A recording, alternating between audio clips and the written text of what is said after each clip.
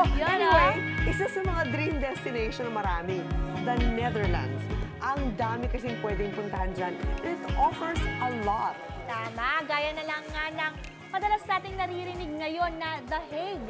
Hindi lang tinaguriang the International City of Peace and Justice, marami rin daw pasyalan na may enjoy. I bet. I love the Netherlands. And this morning, ipapasyal tayo dyan ng ating QH Tourist Star sa The Hague, sa the Netherlands. Panoorin po natin to.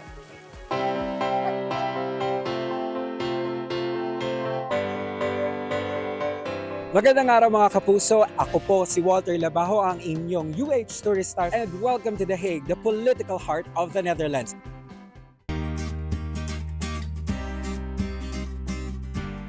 Isa akong licensed Zumba instructor dito sa Netherlands at halos 10 taon na po akong naninirahan dito kasama ang aking Pinoy husband. Gaano kalayo ang Netherlands sa Pilipinas? 10,600 kilometers ang distance nito sa isa't isa. Medyo malayo, di ba? At kapag sumakay ka naman ng eroplano, ang travel time ay 14 to 18 hours. Wow! Ang tagal! Pero sulit naman dahil mai-experience mo ang beautiful canals, makukulay na mga tulips, art na sikat sa buong mundo at ang rich history ng the Netherlands. Mula Amsterdam naman, halos 1 oras by train ay mararating mo na ang The Hague. Excited na akong itour kayo sa city na ito? Tara na!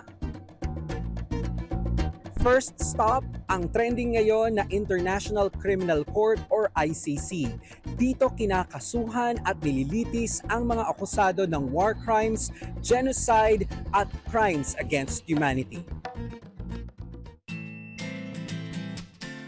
Ang The Hague ay tinatawag ding City of Peace and Justice. Kaya naman hindi kompleto ang ating tour kung hindi tayo sasaglit sa Peace Palace. Sa Peace Palace, matatagpuan ang dalawang judicial institutions, ang International Court of Justice at ang Permanent Court of Arbitration. Naaalala pa ba ninyo ang ating makasaysayang pagkapanalo laban sa China nung ipinaglaban natin ang ating sovereign rights sa West Philippine Sea? Ang nag-decide dyan ay walang iba kundi ang Permanent Court of Arbitration. Ito naman ang Binnenhof, isang complex na mga buildings na matatagpuan sa center ng The Hague.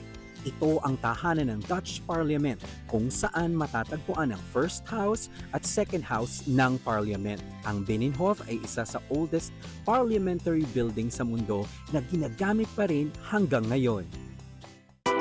Break tayo muna sa usapang politikal. Mag-unwind at mag-relax by the beach. Ang tanging major city sa the Netherlands na matatagpuan by the sea ay ang The Hague. At ang distrito naman ng The Hague na malapit sa dagat ay tinatawag na Scheveningen. Mahaba at maganda ang dalampasigan ng Scheveningen Beach, perfect para sa swimming, surfing at chilling. Bukod sa beach, mayroon din itong pier na may Ferris wheel, bungee jumping at overlooking view ng dagat. Nandyan din ang Kurhaus, isang historic na hotel, at mga restaurants at snack bars. Sa snack bars, makakabili ka ng kibbeling.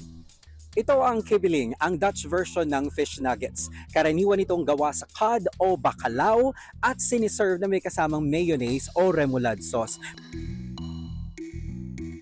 Nandito tayo ngayon sa Van Schaick, isang stroopwafel bakery. Isa pang kilalang pagkain dito ay ang stroopwafel. Ang stroopwafel ay isang traditional Dutch treat na gawa sa dalawang manipis at crispy na waffle-like cookies. Goedemorgen!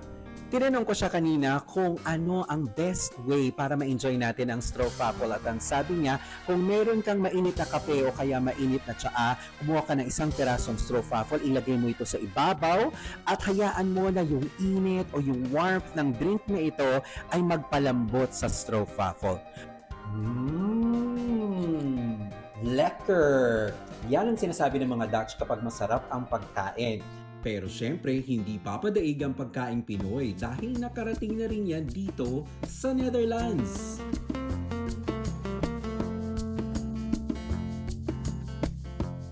Sa city center naman, matatagpuan ang oldest covered shopping center dito sa the Netherlands. Ito ay ang tinatawag na Passage. Matatawag itong isang architectural gem dahil sa kanyang glass roof, intricate na ironwork at floor tiles. Tunay na ang Passage ay hindi lamang shopping destination, ito rin ay isang landmark na nagpapakita ng mayamang kasaysayan ng The Hague. Sana po ay naibigan ninyo ang ating mga pinuntahan, nabusog kayo sa ating mga kinain, nadagdagan ng kaalaman at na-inspire na bisitahin ang The Hague. Muli, ako po si Walter Labajo, ang inyong UH Tourist Star dito sa The Netherlands. Tot ziens! Ikaw, hindi ka pa nakasubscribe sa GMA Public Affairs YouTube channel? Bakit? Mag-subscribe ka na, dali na, para laging una ka sa mga latest kwento at balita. I-follow mo na rin yung official social media pages ng Unang Hirit. Salamat, Kapuso.